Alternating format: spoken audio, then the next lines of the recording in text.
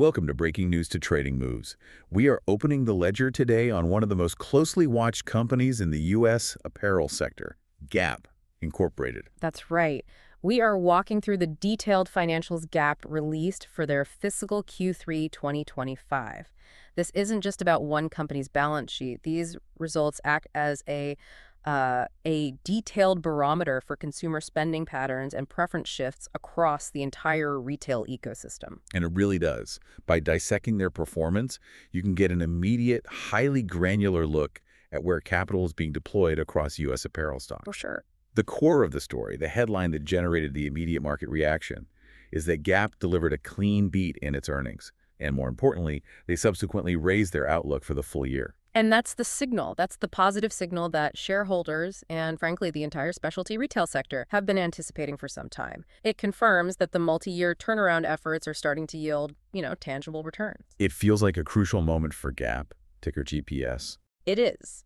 For a major legacy retailer to show this kind of acceleration, it tells us that strategic changes in product design, inventory management, marketing are landing effectively with consumers. So our goal today is pretty clear. Yep. We will review the specific granular numbers that drove this outperformance, and then we're going to systematically break down the categories and specific companies, the direct beneficiaries and the clear laggards that stand to gain or lose market influence based on this comprehensive retail report card. All right, let's start right there with the raw numbers in Section 1, the Gap Q3 financial performance.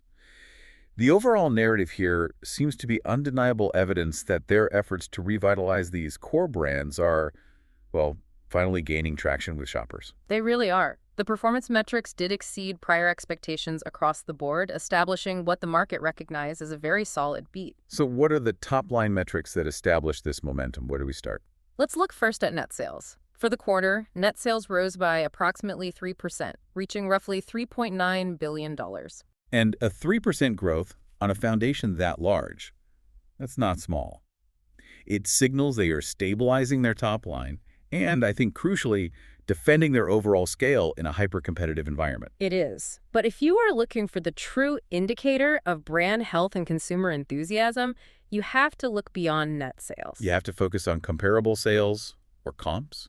This is where the story gets its punch. Absolutely. The comps figure is what captured Wall Street's attention. Comparable sales grew by 5%. This is the single most compelling data point in the entire report, and it really requires some context. Okay, so what's the context? For a company like Gap, this represents the best comparable sales performance they have recorded in over 4 years. 4 years.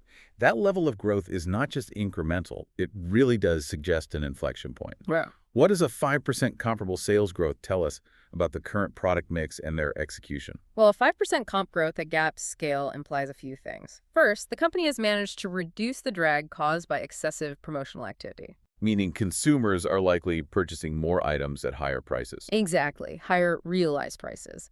Second, it confirms that the inventory they placed in stores, the new fashion choices, the basic staples, the color palettes, all of that is genuinely resonating. When comps jump this high, it confirms effective sales generation built on product relevance, not simply deep discounting. It confirms that the operational improvements are finally translating directly into consumer enthusiasm. That's the key. Okay, moving from the sales line to the profit line. Yeah. Let's discuss profitability and margin strength. The operational health really shows up when we look at their gross margin. It came in remarkably strong, landing around 42%. It did. Why is that 42% gross margin figure so powerful in this specific retail context? The gross margin provides a window into supply chain efficiency and pricing strategy effectiveness. A 42% gross margin tells us they are succeeding in maintaining favorable markups. In recent quarters across the retail sector, margins have been heavily compressed. Due to factors like increased input costs and especially the high cost of air freight to bypass shipping delays, right? Precisely. So when Gap delivers 42%, it strongly suggests they have either drastically reduced their reliance on expensive air freight or they are executing much better inventory discipline. Which means fewer markdowns are necessary to clear excess stock. Exactly. It's a cleaner business. So if the margin is strong, it indicates they're not just relying on sales volume driven by heavy price cuts. It means the consumer perceives the product as valuable at near full price. That's it. They are managing the supply chain well enough to command those higher realized prices. It is a dual victory. Consumers are responding to the product, which is driving volume, and the inventory discipline is in place, which is protecting margins. And that level of control, represented by the 42% figure, directly bolsters confidence that the strategic turnaround is operationally sound. It does. And based on this stellar Q3 performance, management wasn't shy about raising expectations for the future. They lifted guidance for the full year. What does that new guidance look like? They lifted the full year sales growth expectation to a range of about 1.7% to 2.0%. This forward guidance is perhaps as important as the Q3 beat itself. Because it signals management's belief that this momentum is sustainable beyond just the holiday quarter. Correct. Furthermore, they guided the expected operating margin to be near 7% for the full year.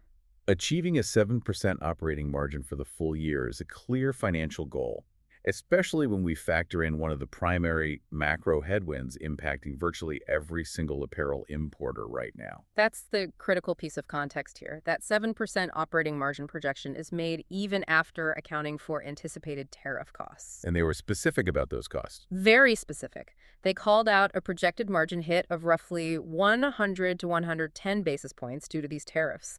The fact that Gap can absorb a full 1% margin reduction from external costs and still guide to a robust 7% operating margin reflects extreme confidence. It suggests they've identified sufficient operational efficiencies and pricing power elsewhere in the business to neutralize that external shock. And that certainty is highly valued by the market. Now, let's break down the sources of this 5% comp growth. It wasn't a uniform success story, but the strength was certainly broad-based enough to deliver the overall positive result. Absolutely. The strength was derived from the foundational brands. Old Navy, which is the largest brand and operates primarily in the value segment, posted 6% comparable growth, an astounding result that we'll definitely discuss in depth later. In the other brands? The core Gap brand also contributed positively, validating that their foundational turnaround efforts, especially in denim and basic apparel, are finally working. And Banana Republic, positioned as the higher-tier fashion brand within the portfolio, also posted positive comps. So that indicates health in the more premium end of their customer base as well. It does. Success spanned the value segment with Old Navy, the core specialty segment with the Gap brand, and the premium segment with Banana Republic. It indicates a truly multi-front victory, appealing to different income levels and fashion sensibilities. But there was a clear exception that stands in stark contrast to this positive picture. There was indeed. While the rest of the portfolio showed strength, Athleta continued a downward trend. And the number was not good. Their comparable sales fell approximately 11%. This single data point is perhaps the most crucial read-through for the negative side of the market analysis. What does that number tell you? Athleta struggles confirm a narrative that the activewear sector is facing major structural issues, and we will dedicate a substantial portion of our time later to analyzing the implications of that 11% collapse for companies like Nike, ticker NKE, and Lululemon, ticker LULU. So the immediate takeaway is this bifurcation. Strong performance for core apparel and value, and serious deterioration in a previously booming niche. That's the story of this report in a nutshell. That sets the stage perfectly. Gap's Q3 performance is now our benchmark for market success. Let's move into Section 2 and examine the first set of beneficiaries. Winners, Part 1, focusing on specialty apparel retailers and the concept the market calls brand heat. Right. The strength of Gap's comps, particularly the recovery of the core Gap brand and the performance of Banana Republic, sends a very specific market signal. The rationale for this entire category is that consumers are actively spending on apparel when the product design, fit, and marketing execution are successful. So this performance validates the investment thesis that brand momentum, that brand heat, is the ultimate defense against macroeconomic volatility. It really is. Essentially, if Gap, a legacy brand that has struggled for years, can achieve a 5% comp growth simply by getting the product right, the market concludes that demand isn't the problem, execution is. And that improved consumer sentiment extends beyond Gap to positively affect other specialty retail stocks that are also focused on execution. Exactly. When we talk about brand heat, we are referring to the intangible qualities that allow a retailer to reduce promotional intensity, maintain favorable inventory levels, and command consumer desire. Often driven by highly effective social media engagement and a strong sense of aesthetic identity. That's a big part of it. Let's look at the specific names that benefit from this framework. The most obvious winner is Gap itself, ticker GPS. Its own performance validates the current strategy, leading to a direct boost in market confidence and a clear reason for investment capital to flow into the stock. Okay, so beyond the obvious one, GPS, the report points to Abercrombie & Fitch, ticker ANF. ANF has had a remarkable turnaround of its own in recent years. How does Gap's success translate into a positive read-through for them? Well, the connection between Gap and Abercrombie & Fitch is based on the success of the turnaround narrative. A&F has been recognized for successfully improving its product assortment, streamlining its operations, and, crucially, rebranding and marketing effectively to a highly specific, desirable, younger demographic. They moved past the days of heavy, logo-driven apparel into a more sophisticated, trend-right assortment. They did. And Gap's Q3 results reinforce the core idea that improved product and sharp marketing are the dominant drivers of current retail demand. So the market sees both GPS and ANF as evidence that focused brand momentum is the critical factor overcoming broader market pressures. It validates the pricing power of ANF. That's correct. When Gap delivers a strong gross margin alongside comp growth, it reassures investors that ANF's recent success in avoiding heavy markdowns is also sustainable.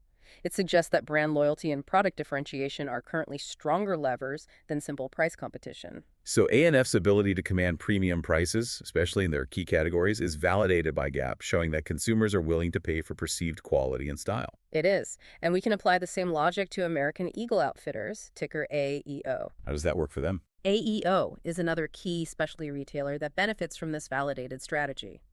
AEO has diversified successfully through its Aerie brand, which has strong momentum in the activewear and loungewear space.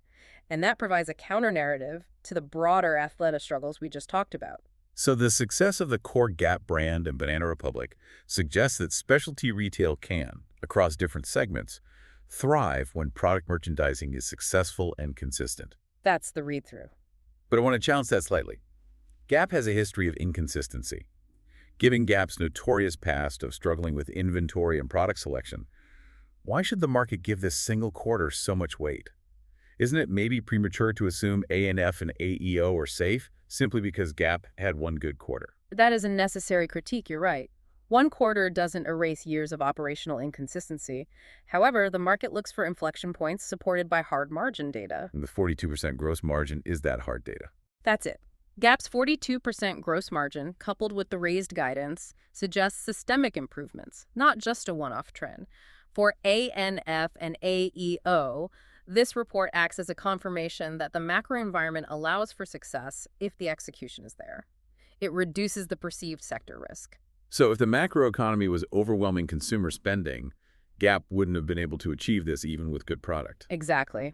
The report confirms that the consumer is open to spending on apparel and that specialized, brand-driven retailers like ANF and AEO are best positioned to capture that spending. Okay, so the core message is that when one major specialty retailer thrives based on clear, execution-driven metrics, the perceived risk for others that are also executing well is reduced, suggesting a temporary widening of margins and market confidence for the entire category. That sums it up perfectly. Okay, let's transition into Section 3. This brings us back to the exceptional performance of Old Navy, which provides a crucial read-through into the psychology of the modern consumer.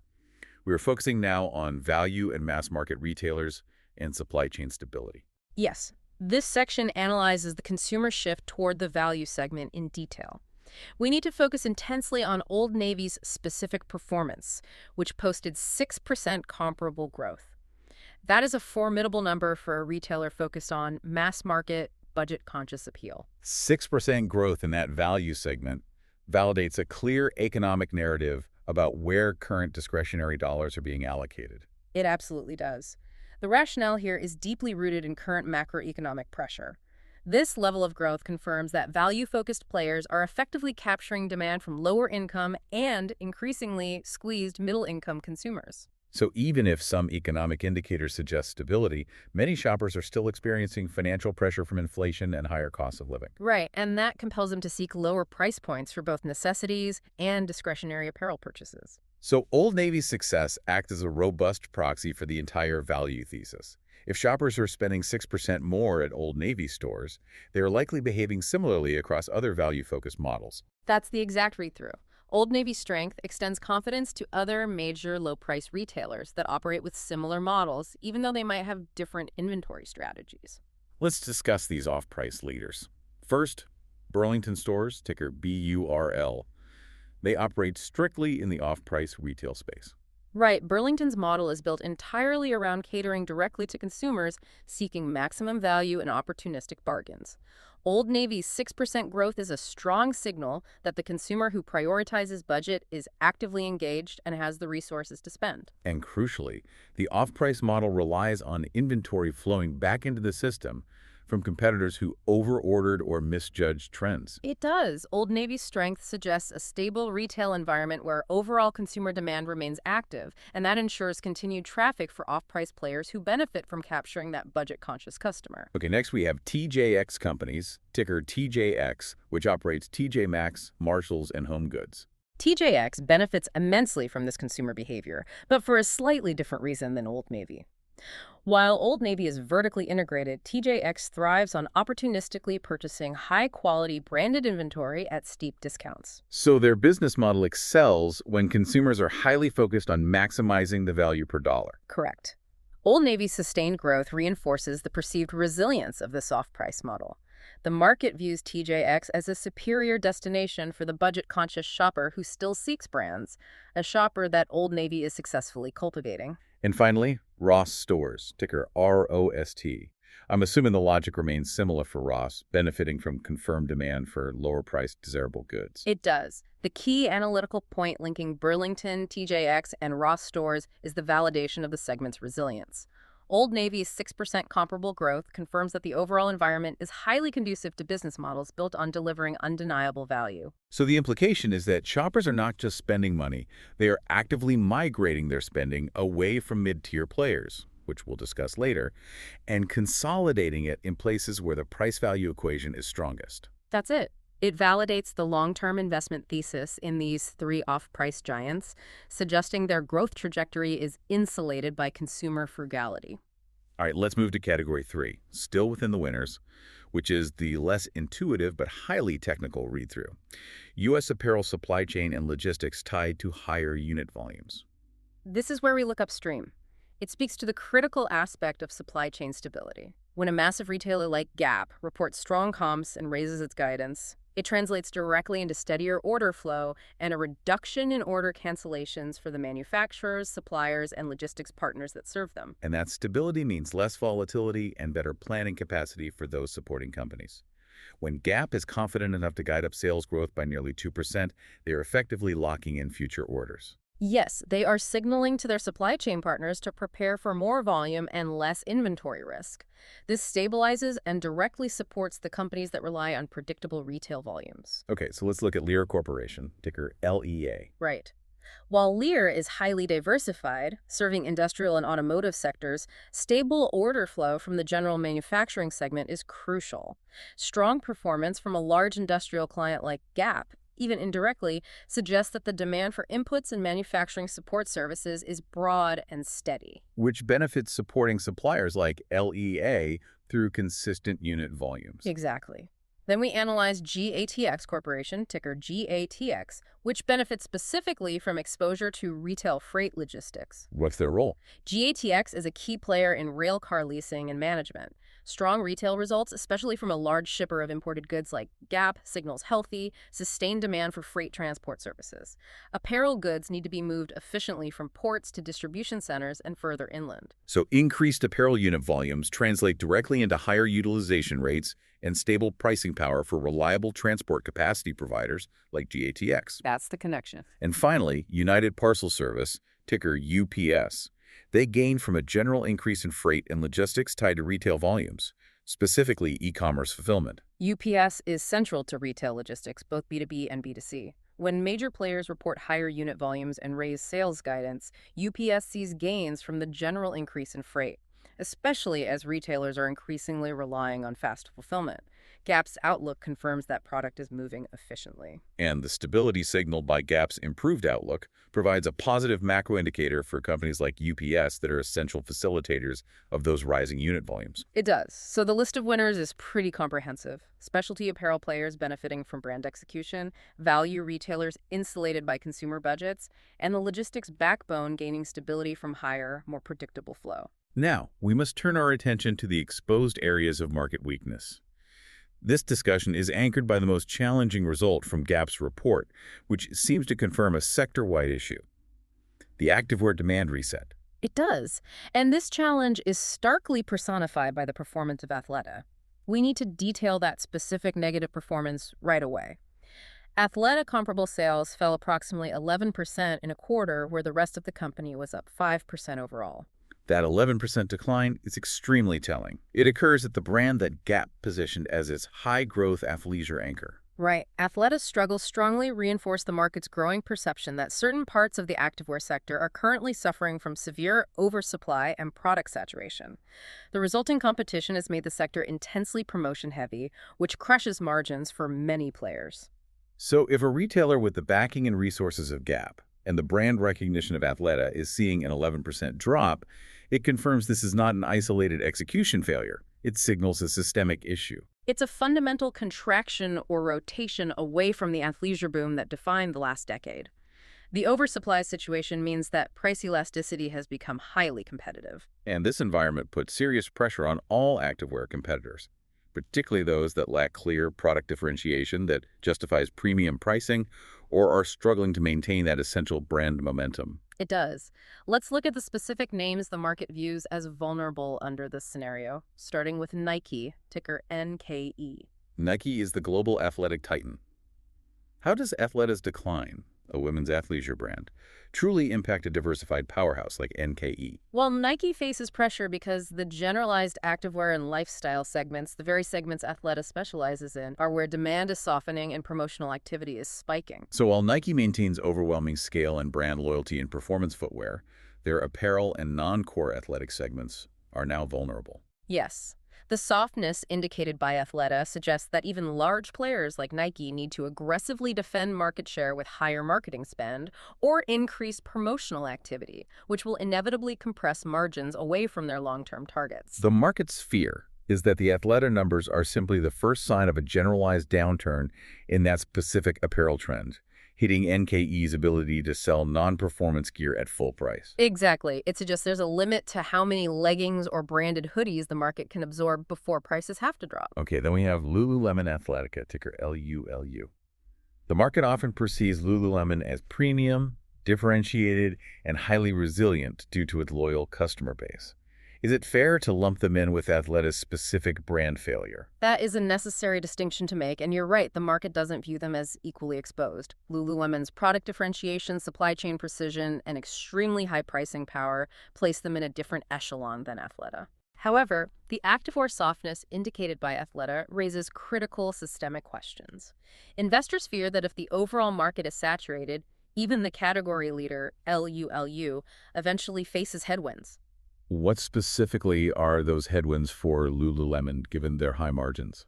The headwinds manifest not necessarily as massive sales drops, but as slower growth rates, or the need to spend significantly more on customer acquisition and marketing to maintain their premium positioning against a promotional backdrop. So when competitors like Athleta are forced into fire sales, it subtly recalibrates the consumer's perception of value in the category. It can, and that can eventually impact Lululemon's ability to pass on cost increases without resistance. The market is concerned about the cost of maintaining that premium distance. And finally, Under Armour, ticker UAA.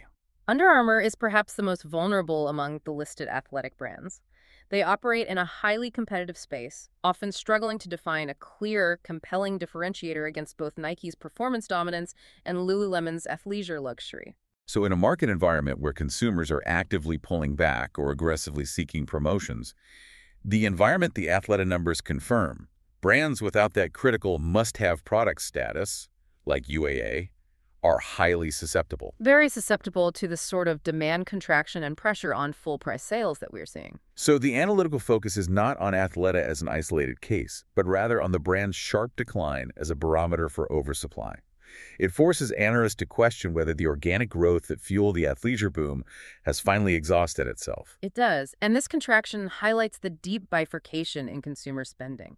The budget-conscious consumer is flocking to value, with Old Navy up 6%, while the previous spending darling premium activewear is facing a critical correction, with Athleta down 11%. This tension is the central narrative of the entire Q3 report. Let's move to Section 5. Losers, Part 2, focusing on those retailers being squeezed from the bottom by value players and the top by successful specialty players like Gap. We'll analyze the mid-tier laggards and the continuing issue of tariff vulnerability. Right. This category highlights the Darwinian nature of modern retail. Gap's success getting the product right accentuates a divergence in the market. The retail industry is increasingly unforgiving, rapidly rewarding high performers and punishing those who lack momentum. In simple terms, Gap's 5% comp growth didn't happen in a vacuum. That market share has to come from somewhere. And the market identifies the stagnant, mid-tier, general merchandise retailers as the most likely source of that lost share. That is precisely the dynamic at play. When specialty competition intensifies, laggards are quickly penalized by investors because their lack of differentiated brand momentum makes them easy targets for erosion. Gap's outperformance, particularly in core apparel staples and through Old Navy, casts a harsh light on brands perceived as lacking innovation or a clear value proposition. Let's look at the names listed here, starting with Kohl's, ticker KSS. Kohl's is the quintessential example of a general merchandise retailer often seen as struggling to define its competitive edge. They are squeezed on all sides. The off-price giants like TJX are stealing the value shopper, and specialty stores like Gap and Abercrombie and Fitch are capturing the shopper willing to pay for perceived quality or brand heat. Exactly. The lack of momentum at Gap's mid-tier peers suggests they're having a tougher time justifying full-price purchases or driving compelling foot traffic, making them highly susceptible to Gap's renewed strength in key categories like denim and basics. Next, we have Macy's, ticker M. Macy's faces very similar but perhaps more complicated challenges as a department store. They operate with massive inventory breadth and rely heavily on foot traffic and brand concessions. They are highly susceptible to market shifts that favor more targeted specialty stores. So if Gap is executing better on basic and core apparel, it makes it incredibly hard for department stores like Macy's to maintain their apparel traffic. Especially because their margins are already facing pressure from the need to offer consistent discounts to move product. The Gap report suggests discretionary consumer spending is becoming more selective, and Macy's is often not the first choice. And finally, Nordstrom, ticker JWN. Nordstrom, while generally positioned as more upscale than Kohl's and Macy's, still operates within the competitive mid to high tier retail space. While they have the successful Nordstrom rack, their full-line store performance is crucial. So these three brands, KSS, M, and JWN, are listed because they represent the segment of the market that suffers most when specialty retailers successfully execute a turnaround. They are the incumbents whose market share is actively being harvested by the newly invigorated specialty players like Gap. Okay, the final category of losers brings us back to that massive cost headwind Gap discussed. Category 3, retailers highly exposed to tariff cost inflation. We must revisit the stark fact that Gap, despite its size and operational improvements, still anticipates a notable margin hit from tariffs, approximately 100 to 110 basis points to margin. This is a non-negotiable cost increase for goods sourced internationally. So Gap, a multi-billion-dollar retailer, can absorb a 1% margin hit and even celebrate a projected 7% operating margin afterward. Yes, and that discrepancy in capability provides the crucial rationale for why this headwind severely impacts smaller, less diversified companies. While Gap can absorb this margin pressure due to its sheer scale, its ability to diversify sourcing regions, and its improved pricing power, smaller companies will struggle far more severely. For a company operating on a 2 or 3% margin, a 1% tariff hit is devastating. It can be. Let's review those smaller, more vulnerable names. First, Guess, ticker GES. Guess is an apparel retailer with significant exposure to imported goods, and they lack the brand scale and operational flexibility compared to Gap. They are acutely susceptible to that margin erosion. When the cost of goods sold increases by a full 1% due to tariffs, Smaller players often have a harder time negotiating favorable terms with suppliers or passing that cost along to consumers without immediately sacrificing unit volume. They are caught between rising costs and competitive price pressure. They are. Then you have Express, ticker EXPR, And they're in a tough spot. a very tough spot. Express operates in a fiercely competitive fast fashion and contemporary space, often relying heavily on promotions and high inventory turnover to drive sales. Their margins are already thin. The tariff headwind presents a particularly difficult, often existential challenge for them. So if their operating margins are already razor thin, an additional 100 basis points of cost due to tariffs can severely affect their ability to remain solvent or invest in necessary product innovation. It's a major problem. And lastly, Fossil Group, ticker FOSL. Primarily watches and accessories. Correct, which have heavy manufacturing and import components, making them highly vulnerable to supply chain cost inflation. The detailed analysis here focuses on why the lack of scale for this entire group, GS, EXPR, and FOSL, makes them acutely susceptible to that 100 to 110 basis point margin erosion that Gap projects. Because Gap has the ability to rapidly diversify supply chains, negotiate massive freight rates, and possesses the brand strength to potentially raise prices subtly. And these smaller, specialized players often do not possess that necessary operational flexibility to absorb external shocks of this magnitude. This completes our thorough review of the immediate market reaction to Gap's Q3 report.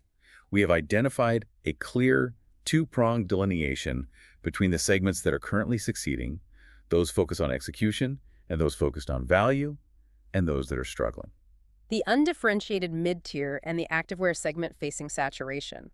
That synthesis captures the market action perfectly. Gap's Q3 provides an essential map of current consumer preferences, rewarding successful brand revitalization, prioritizing budget-friendly options, and simultaneously putting immense pressure on the laggards who cannot adapt. They can adapt to either the need for compelling product or compelling value. Right. As we conclude this breakdown, we want to leave you with a crucial thought that builds directly on the material we have covered today, particularly the success in the value segment. Consider the sustainability of Old Navy's 6% comparable growth. The current consumer focus on value, which has boosted Old Navy, Burlington, BURL, TJX companies, TJX, and Ross stores, ROST, is undeniably strong right now.